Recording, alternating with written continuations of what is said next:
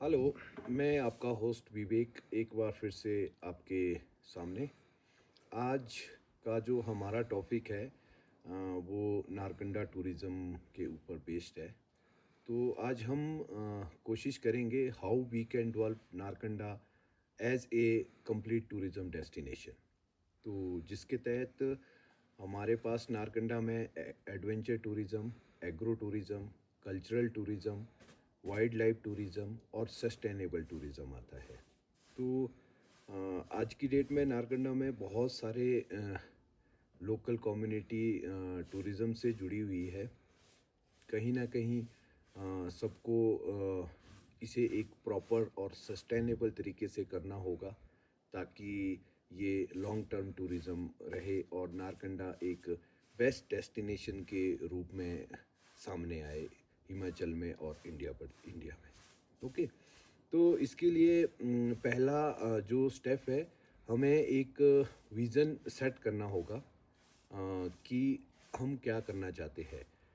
तो जहाँ तक मैं कह सकता हूँ, नारकंडा को मास टूरिज़्म नहीं बल्कि हाई क्वालिटी और एक्सपीरियंस बेस्ड और सस्टेनेबल टूरिज़्म डेस्टिनेशन बनाना होगा।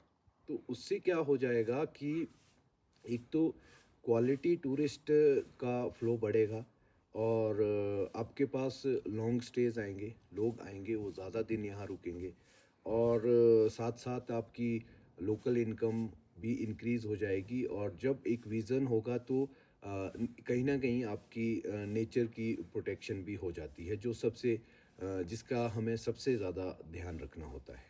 ओके। तो दूसरा पॉइंट आता है लोकल कम्युनिटी, क्योंकि टूरिज़्म एक अकेले का काम नहीं है, ये कम्युनिटी बेस्ड काम होता है। तो लोकल कम्युनिटी का क्या मॉडल है हमारा, जिसके लिए अगर हम सस्टेनेबिलिटी की बात करें तो टूरिज़्म तभी सस्टेनेबल हो सकता है जब कहीं ना कहीं लोकल लोगों को डायरेक्टली बेनिफिट मिले। तो उसके लिए हमें क्या करना होगा कि लोकल यूथ हो गए और आपके जो भी लोग टूरिज़्म से जुड़े हुए हैं हमारे सराउंडिंग में, उन सब लोगों को कहीं ना कहीं एडवेंचर गाइड, ट्रैकिंग गाइड और स्कीइंग गाइड के ट्रेनिंग कोर्स करने होंगे। और अगर हम एग्रो टूरिज़्म की बात करें तो हमें फार्मर्स को लोकल फार्मर को एग्रो टूरिज़्म होस्ट बनने के लिए कहीं ना कहीं प्रेरित करना होगा। और तीसरा जो इसमें आ सकता है कि जैसे हमारे यहाँ गांव में वुमेन हेल्प ग्रुप होते हैं, आपके महिला मंडल्स है। तो कहीं ना कहीं मैं पिछले 2-3 सालों से देख रहा हूँ कि सब महिलाएं अपने महिला मंडल को सुचारू रूप चलाने के लिए कोशिश करती रहती है। तो उन्हें भी कहीं ना कहीं एक ग्रुप बनाना चाहिए जिससे वो होम स्टेज में लोकल फूड हो गया, हैंडीक्राफ्ट हो गया, इसकी तरफ आगे बढ़े और हम भी ये चीज़ें या वो लोग डायरेक्टली टूरिस्ट को ये चीज़ें बेचें। तो कम्युनिटी से जब आपकी कम्युनिटी आगे आएगी तो उससे क्या हो जाता है कि टूरिस्ट का एक लोकल के साथ जब कनेक्शन जुड़ता है तो वो एक लॉन्ग टर्म टूरिज़्म बन जाता है। ये एक मतलब आपका सबसे बड़ा बेनिफिट होता है जब टूरिज़्म एक कम्युनिटी बेस्ड टूरिज़्म होता है। ठीक है। और तीसरा जो पॉइंट आता है, मैं नारकंडा में एडवेंचर टूरिज़्म के बहुत ज़्यादा स्कोप दिखते हैं मुझे और सबको दिखते होंगे। तो एडवेंचर टूरिज़्म की बात करते हैं तो उसमें सेफ्टी और स्ट्रक्चर्ड मॉडल की बहुत बड़ी बात रहती है, क्योंकि एडवेंचर टूरिज़्म एक सिर्फ एक्साइटमेंट नहीं है, यहाँ पर सेफ्टी और प्रोफेशनलिज्म का एक अच्छा खासा मेल है। तो इसके लिए हमें जैसे विंटर में स्कीइंग स्लोप हो गए, जो चीज़ें डेवलप करनी होगी। और स्नो ट्रैक रूट हो गए, आपका फॉरेस्ट ट्रेल्स हो गई, समर वॉक्स हो गई, जिसमें समर वॉक में आप इजी, मॉडरेट और डिफ़िकल्ट लेवल चूज़ कर सकते हो। और साइकिल ट्रेल्स हो गई और ईटीवी ट्रेल्स हो गई, ये सारी चीज़ें डेवलप कर सकते हैं। तो इसमें सबसे जो ज़रूरी बात है सर्टिफाइड होना। तो जितनी भी ये स्लोप्स हो गया, ट्रेल्स हो गया, ये सारी चीज़ें जब बनेंगी तो इसमें जो भी जुड़े हुए हो वो सर्टिफाइड होना बहुत ज़रूरी है। और दूसरा, अगर लोकल हो तो और भी ज़्यादा बेनिफिशियल हो जाता है। और दूसरा क्या है कि जो भी हम ट्रेल बनाएँ उसके रूट्स हमें फिक्स करने होंगे, रूट फिक्स होने चाहिए। और ट्रेल में सेफ्टी के मार्क्स होने चाहिए, सेफ्टी रूल्स के मार्क्स लगे होने चाहिए। और कहीं न कहीं फर्स्ट एड और इमरजेंसी प्लान आपके पास होना चाहिए। तो इससे क्या हो जाएगा कि आपके डेस्टिनेशन में फैमिलीज़ और फॉरेनर टूरिस्ट अट्रैक्ट हो जाएँगे। तो वो एक बेनिफिशियल हो जाता है आपके लिए। और जो फोर्थ पॉइंट आता है एग्रो टूरिज्म, जिसके ऊपर मैंने लास्ट वीडियो में संक्षेप में पूरा प्लान एक्सप्लेन किया हुआ है। तो नारकंडा का जो मुझे सबसे स्ट्रॉन्ग एसेट लगता है वो एग्रो टूरिज्म लगता है, क्योंकि एग्रो टूरिज्म में नारकंडा में पूरी साल 12 महीने आपके पास स्कोप है। स्प्रिंग हो गया, समर हो गया, आपका मानसून हो गया, आपका ऑटम हो गया, आपका विंटर हो गया। तो ये एक मुझे बहुत ही बेस्ट और स्ट्रॉन्ग एसेट लगता है नारकंडा का, जिसके थ्रू आपका ऑर्चिड वॉक हो गया, फोटोग्राफी ट्रेल हो गया, ब्लॉसम वॉक हो गया, आपका अ, और सारी लोकल फूड, ये सारी कल्चर चीज़ें भी इसमें ऐड ऑन हो जाती है। तो ये कहीं ना कहीं नेचर और कल्चर को एक लर्निंग का आपको एक्सपीरियंस देती है, अगर आप एग्रो टूरिज्म मतलब एग्रीकल्चर को टूरिज्म से जोड़ते हैं। ठीक है। और फिर फिफ्थ जो पॉइंट आता है वो आता है लोकल कल्चरल विलेज टूरिज्म, जिसके तहत हम मेरे हिसाब से कल्चर को स्टेज में यहाँ कहीं शो करने का नहीं है। मतलब ये कोई शो करने की बात नहीं है।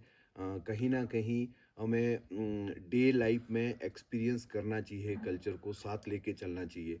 और इसके तहत हम टूरिज़्म में हम इसके लिए कर सकते हैं, जैसे लोकल विलेज ट्रेडिशनल वॉक्स हो गई, लोकल टेंपल वॉक्स हो गई, आपका फेस्टिवल विज़िट हो गया, और फोक म्यूज़िक हो गया, और साथ में लोकल फूड हो गया। ठीक है।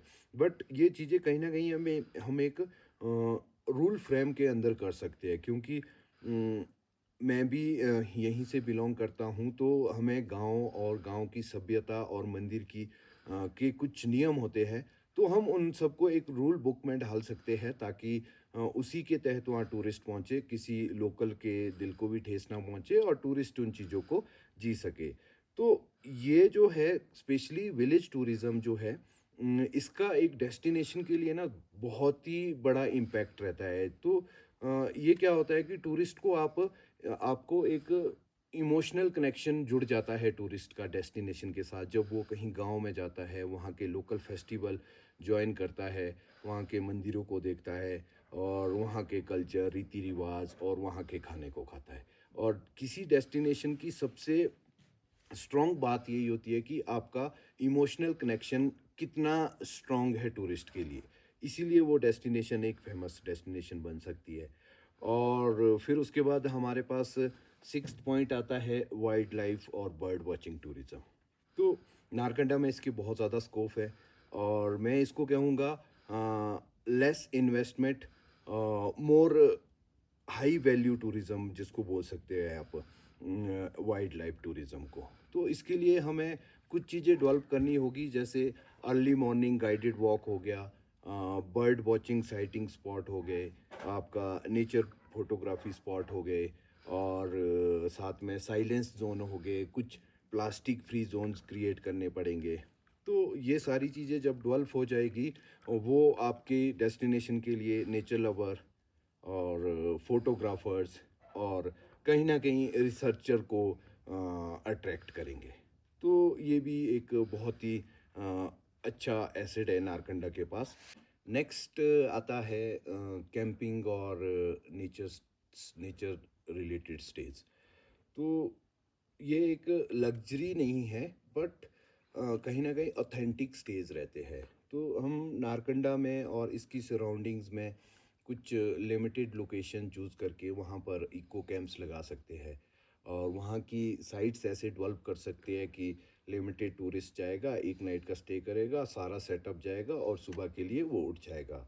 तो उसके तहत हम वहाँ पर उनको बॉनफायर का एक्सपीरियंस दे सकते हैं, स्टार गेजिंग का एक्सपीरियंस दे सकते हैं और लोकल फूड हो गया और फॉरेस्ट वॉक हो गया, फॉरेस्ट हीलिंग हो गया और स्टोरी टेलिंग नाइट हो गया और बिल्कुल नॉइस फ्री और इको फ्रेंडली माहौल में आपको हम रख सकते हैं। तो ये सारी चीज़ें कहीं न कहीं टूरिस्ट को अट्रैक्ट करती है। फिर लास्ट में हमारा आता है सस्टेनेबिलिटी की बात, क्योंकि टूरिज़्म का फीचर अगर दिखता है वहीं दिख रहा है जहाँ पर आप सस्टेनेबिलिटी की तरफ आप बढ़ रहे हो। आप कितना सस्टेन कर रहे हो चीज़ों को और जगहों को। तो इन चीज़ों की इम्प्लीमाइज़ेशन होना बहुत ज़रूरी है। तो हम इसके तहत जैसे प्लास्टिक फ्री जितने भी हमारे स्पॉट्स हैं उन स्पॉट्स को प्लास्टिक फ्री टूरिज़्म ज़ोन बना सकते हैं और लोकल मटेरियल कंस्ट्रक्शन का यूज़ कर सकते हैं जितने भी जैसे ट्रेल का स्टार्टिंग हो गया, ऑन द वे बेंचेस हो गए या साइन बोर्ड्स हो गए, वो वहीं का कुछ रॉ मटेरियल यूज़ करके हम उसको कर सकते हैं, ठीक है। और एक लिमिटेशन लगा सकते हैं विजिटर पर कि इतने विजिटर एक दिन में आ सकते हैं, तो हम ही तभी ये पॉसिबल हो पाएगा। और इससे क्या होगा, साथ में हम नेचर और कल्चर की रिस्पेक्ट गाइडलाइंस हम डाल सकते हैं, जो हमें मेनली फोकस करना पड़ता है, तभी ये चीज़ें सस्टेन हो सकती है, ठीक है। और इन द एंड फिर आता है एक स्मार्ट प्रमोशन। अगर आप किसी डेस्टिनेशन को एक अच्छी बेस्ट डेस्टिनेशन बनाना चाहते हैं, क्योंकि अब आज के इस एआई के दौर में क्या हो गया है कि शायद कहीं ना कहीं मुझे ऐसा लगता है टूरिस्ट पहले फ़ोन पे घूमता है, तब वो जगह पे आता है। तो आपको एक स्मार्ट मार्केटिंग प्रमोशन प्लान बनाना पड़ेगा। तो इसके लिए अगर तो आप कोई डेस्टिनेशन को प्रमोट कर रहे हो या अगर आप अपने लेवल पे तो शायद सब ही करते हैं, बट जहाँ पर एक डेस्टिनेशन की बात आती है जैसे नारकंडा डेस्टिनेशन, तो कहीं ना कहीं सब स्टेक होल्डर्स को एसोसिएट होना पड़ेगा और जब वो एसोसिएट्स हो जाएंगे तो नारकंडा को एक रोल मॉडल की तरह हम देश और दुनिया के सामने प्रेजेंट कर सकते हैं। बहुत सारे ट्रेड शो होते हैं, ट्रैवल ट्रेड शो लगते हैं, वहाँ पर हम Narkanda as a destination promote कर सकते हैं।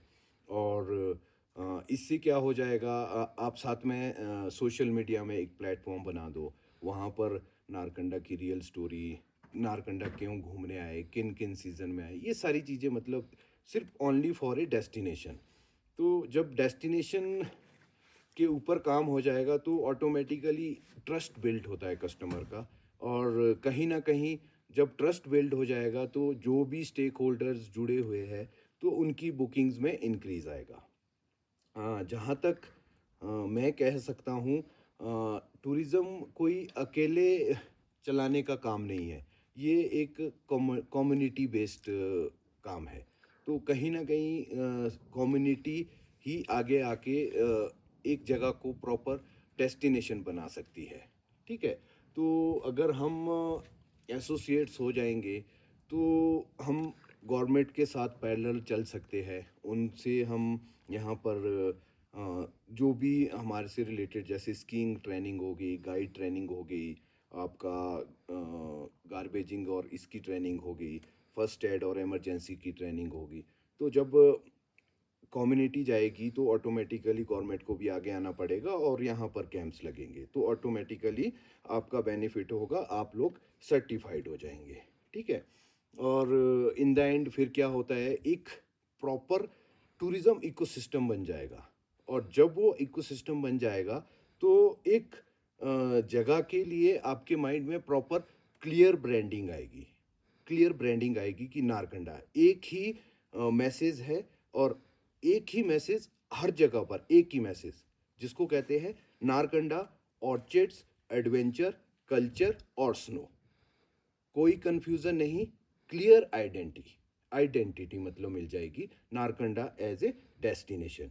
तो अगर हम लोकल लोग साथ आके और नेचर की रिस्पेक्ट करके एक एक्सपीरियंस बेस्ड टूरिज़्म डेवलप करे तो नारकंडा हिमाचल की बेस्ट सस्टेनेबल डेस्टिनेशन बन सकती है, कहीं ना कहीं मुझे ये लगता है। तो आज के लिए इतना ही। अगर आपको अच्छा लगा हो तो हमारी वीडियो को लाइक करें, शेयर करें और अपने सजेशंस ज़रूर शेयर करें कि हम इस चीज़ को और बेटर किस तरह कर सकते हैं। तब तक के लिए थैंक यू।